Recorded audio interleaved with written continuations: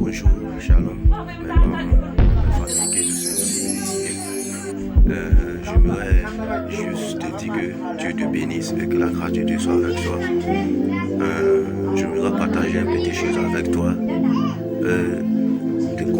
Avant de continuer et avant d'écouter la parole de Dieu, je vais juste t'inviter d'activer la cloche, de t'abonner et surtout, il ne faut pas oublier d'activer la cloche.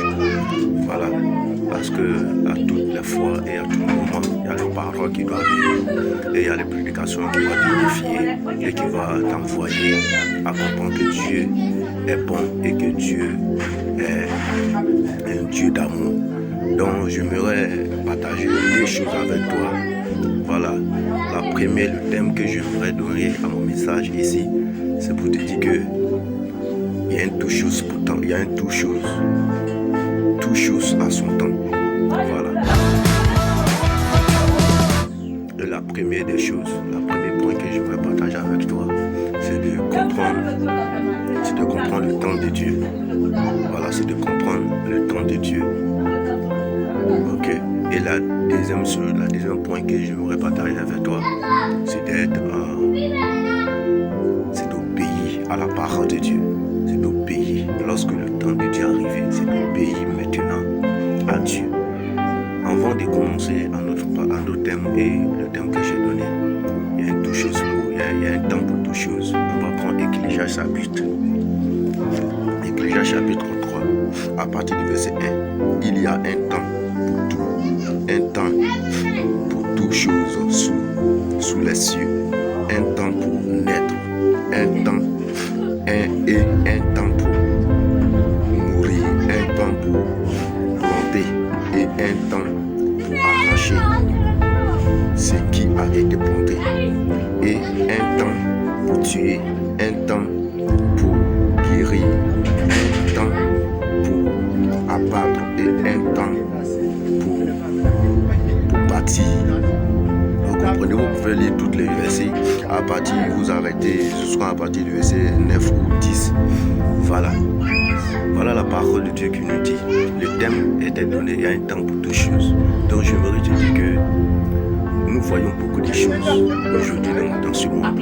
Parce que les gens n'arrivent pas à être patients. Les gens n'arrivent pas à être concentrés. Les gens n'arrivent pas à écouter Dieu. Les gens n'arrivent pas à obéir à la parole de Dieu. Ils sont trop pressés à se marier. Ils sont trop pressés à faire des choses qui ne sont pas bonnes. Mais ici, la parole de Dieu dit que non. Il y a un temps pour toutes choses. Il y a un temps, on peut dire, il y a un temps pour se marier. Et il y a un temps pour se fiancer. Il y a un temps pour prier. Et il y a un temps pour être patient. Vous comprenez? Donc je voudrais dire à quelqu'un qui est là que la parole de Dieu, lorsque Dieu nous dit certaines choses, c'est d'être patient. L'amour de Dieu nous amène à être patient. Si tu n'as pas l'amour dans ton cœur, tu ne peux pas être patient, tu ne peux pas avoir la patience dans ton cœur. Donc ici, quel est notre objectif atteint? C'est pour amener quelqu'un à comprendre que sans la patience et sans le temps de Dieu, tu vas beau faire, tu vas tout faire. Mais tant que le temps de Dieu n'est pas encore arrivé, tu vas tourner à rond. La Bible déclare que la Bible déclare dans Exode, mais la Bible déclare que lorsque Abraham, sa femme n'enfantait pas, la Bible déclare que Dieu est venu dire à Abraham, il est venu rendre visite à Abraham chez lui. Et lorsque Dieu a rendu visite à Abraham, la Bible déclare que non, il a dit, lorsqu'il voulait partir, il a fini sa mission, il est parti, il a dit à Abraham, je veux te donner un enfant. Abraham ne croyait pas. Mais est-ce que ce même moment que non, l'enfant est venu? Non, c'est pas le même moment. La Bible déclare que non, il est parti. Lorsque l'ange est parti et lorsque Dieu est parti, c'est là-bas que ça a passé des années. Ça a passé des années, des mois, des années. Mais la Bible déclare que Dieu s'est souvenu maintenant de la promesse qu'il a faite à Abraham. Et il est venu maintenant accomplir. Waouh, machallah. C'est pour cela que je vais te dire qu'il y a un temps pour toutes choses. Il y a un temps pour toutes choses. Et le premier point que nous allons aborder ici, comprendre le temps de Dieu. La Bible dit que lorsque Jésus-Christ est venu, et lorsqu'il est venu sortir net de niveau, sortir Et lorsqu'il a commencé à grandir, a commencé à croître, la Bible déclare que non, il n'est pas encore baptisé. Il n'était pas encore baptisé. Vous comprenez, il n'était pas encore baptisé parce que son temps n'est pas arrivé. Parce que le mouvement n'est pas encore arrivé. Parce que le temps où il devrait se baptiser pour commencer son ministère n'est pas encore arrivé. Et la Bible déclare dans Matthieu chapitre 3 à partir du verset 15. Dans Matthieu chapitre 3 à partir du verset 15, il dit quoi? Jésus lui répondit, laisse faire maintenant. Jean-Baptiste baptisait. Jean-Baptiste apportait la parole de Dieu. Et Jean-Baptiste était quelqu'un qui est venu préparer le chemin de Christ. Vous comprenez? Et lorsqu'il a préparé le chemin de Christ, la Bible déclare que non. Lorsque Jésus est arrivé, Jean-Baptiste voulait s'opposer. Il voulait dire que non, c'est toi qui devais me baptiser, mais pourquoi moi? Et la Bible déclare que non. Jean-Baptiste s'est laissé faire. Et Jésus a dit quoi? Laisse-toi faire maintenant parce que mon temps est arrivé. Et parce que le moment est arrivé. Parce que le moment est arrivé que je dois me baptiser pour commencer le ministère. Qu'est-ce que je vais dire ici?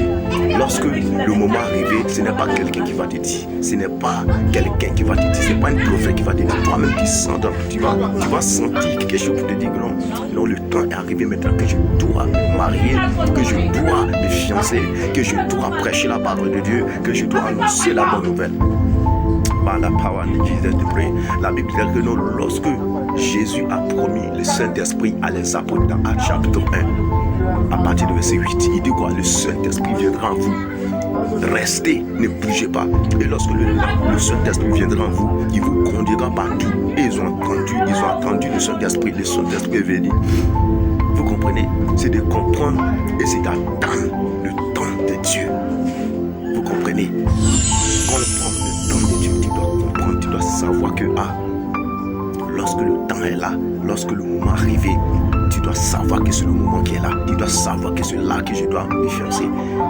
Tu dois savoir si le temps n'est pas arrivé. Tu vas te précipiter, tu vas rentrer dans les choses. Tu vas aller, ton mari va te frapper. Nous voyons dans le monde aujourd'hui, les païens se battent, les païens se frappent là-bas entre eux. Vous comprenez? Mais Jésus dit, il y a un temps pour toutes choses. Et tu dois comprendre le temps de Dieu lorsque le temps est arrivé. Lorsque le temps de Christ arrive, tu dois comprendre que Jésus, maintenant, il est prêt. La Bible dit que lorsque le temps d'Abraham est arrivé, il n'y a même pas eu quelqu'un. À l'instant, Jésus est venu, il a accompli. Et sa femme qui ne croyait pas, elle ne croyait même pas qu'elle allait enfanter. Mais la Bible dit qu'elle a enfanté. Elle a eu un enfant. Parce que le temps de Dieu est arrivé. C'est de comprendre le temps de Dieu. Tu ne vas pas souffrir. Tu ne vas même pas souffrir. Et le troisième point, l'obéissance à Dieu. L'obéissance à Dieu. Si tu obéis à Dieu, tu vas avoir beaucoup de choses. Tu vas avoir plein de choses dans ta vie. Et tu ne seras même pas, ça veut dire que tu te laisses conduire par les gens.